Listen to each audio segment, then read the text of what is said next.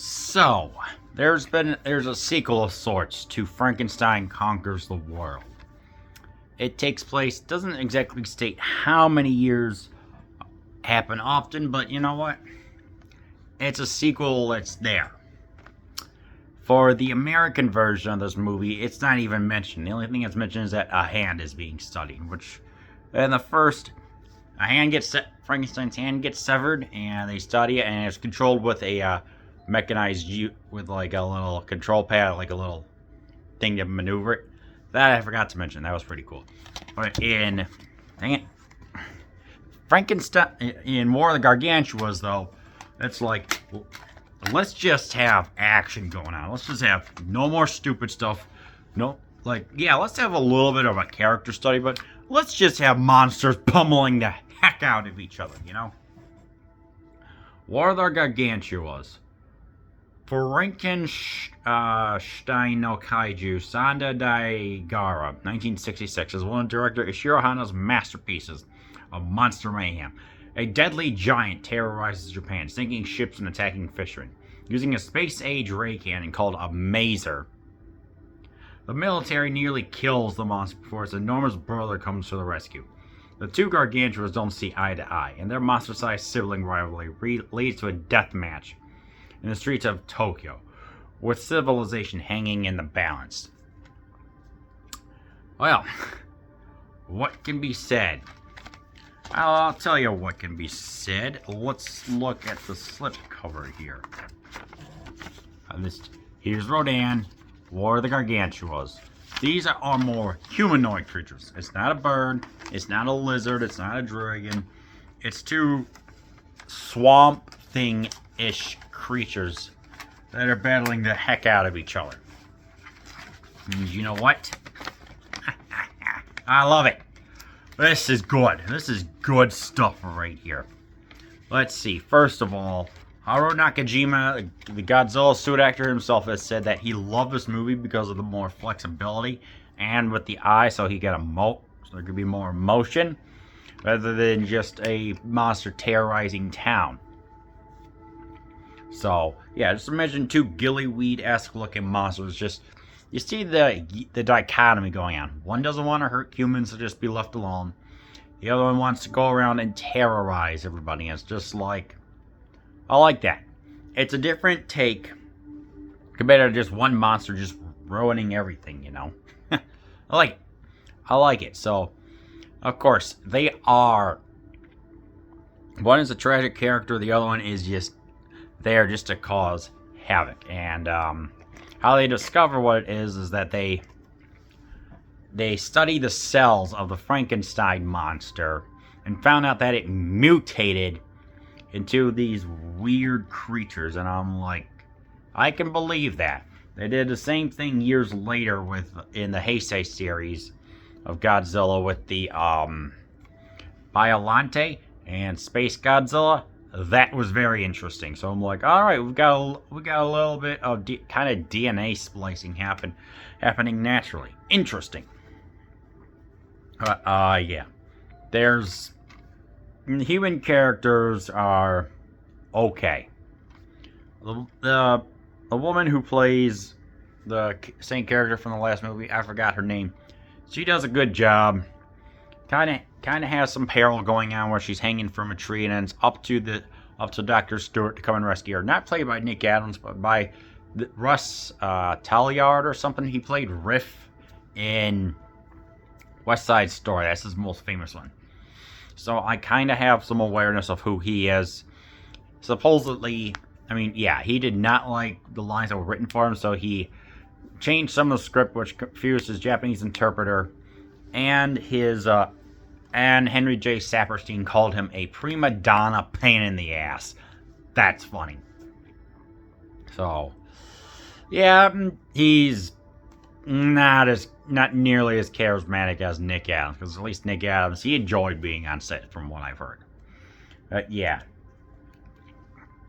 But when it gets to the human side, things go along. They actually study the creatures. It's not just random scenes just happen from one to another. Things happen naturally because they get to study the tissues, they get to study the cells, They get to learn and see what creatures what, and formula and divide, and just like, okay, so Santa's the Santa's the one who doesn't hurt humans, but his brother Gyra, I think, hurts humans. At the very least, they get things established quickly, and it moves. This is a fast-paced movie. There's no like boring scenes. There's no introspective dialogue or anything like that. That was already done in Frankenstein Conquers the World, which I call a movie you put on for Saturday night as like a way to wind down or whatever. This is just monster brawling, and it just works out so dang good. Shiro Honda directs it. The holy quadriumvirate or triumvirate, whatever, is there. One thing I've noticed that you can tell Honda is directing. There's going to be a scene showing a lot of stuff going on, and then there's a still shot of everything that's going on. They're going to zoom in on a location, like in case of a university. Then they go inside. I guess that's a good way of establishing, say where it's at.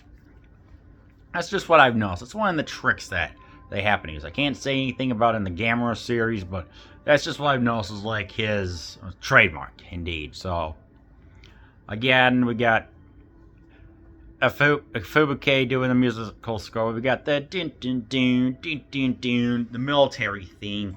Yeah, you catch on this stuff after a while. You got the things of the two monsters of Sanda being the more gentle one, so he's got the more calming like instruments. But then when his brother appears, you can tell to make him more of a threat. He's there. It's like this is just arguably like one of the better Toho productions of the 60s. Yes. I like this better than I like this one better than Frankenstein Conquers the World. So Frankenstein versus Barugan. So both movies are fine for what they are. Yeah, special effects are great. There's about 40 minutes in when they get these maser beams. I forgot what that stands for, but they just actually zoom and weaken one. Yeah, 30 minutes in, they weaken one of the monsters, and they actually retreat. Discover there's another one. And they're like, oh snap! What do we do now? And it just, it's like hit the guy in the. It's like let's use rotoscoping. Let's draw the laser beams impacting the monster. Let's get the remote control. Get the remote control tanks. Have them fire off their weapons. Just like that, and it works out well. Towards the end, when the monsters brawl and everything throughout the streets, stuff gets destroyed, which is so nice. Buildings fall. A crack in the ground. Some people end up in the hospital, unfortunately. There's the they fight in the water too. It's like they are just pummeling each other. Oh, you may be wondering, like, everything is mostly everything is good, but except for the ending, where a volcano randomly appears, where a volcano that's been not mentioned at all comes. The military starts striking down on it and supposedly kills both of the creatures. This volcano is not mentioned. It was not seen. And I guess it kind of just makes things fit. I don't know. That left a really sour taste in my mouth. So, yeah. I have to say, that just felt completely out of nowhere, like in the prior movie, where there's an octopus that comes and strangles the Frankenstein creature, and I'm like, where did that come from? There's no indication. So, how do I feel about War of the Gargantuas? I like this one if you want something that's very straightforward. If you want monsters pulling the heck out of each other, you want to see a plot that progresses at a good point. The human characters, you can take them or leave them, I guess. Oh, I did forget to mention, there was a song called this song entitled "The Words Get Stuck in My Throat." I was like, what is this? Turns out that it is from Kip Hamilton, who is like a lounge singer, Carol Burnett's sister-in-law of all people. Apparently, it was famous enough that there was an episode of Scooby-Doo, I think, in the 90s, where it was just a massive tribute to it. I'm like, what's going on here? And even Devo covered it for one of their albums. So I'm like, okay. In the 60s, let's have some like lounge/surf rock music going on. For whatever reason, maybe for international appeal, I don't know. But you watch it, you hear it, you see it in Matango, you see it in Frankenstein. You see it even in Godzilla vs. Hedorah and even War of the Gargantuas. So that was interesting. So yeah, you know what I say? You want a good monster mash and a way how to get people into watching Toho movies? You show them Frankenstein Conquers the World and then War of the Gargantuas.